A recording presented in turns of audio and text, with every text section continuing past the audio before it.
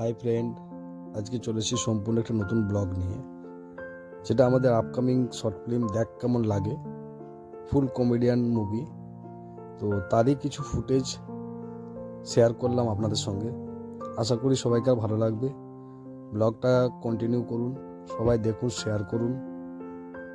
আর মুভিটা যখন রিলিজ হবে সবাই প্লিজ দেখবেন এবং চ্যানেলটাকে সাবস্ক্রাইব করবেন, সিনেমা মিডিয়া এন্টারটেনমেন্ট।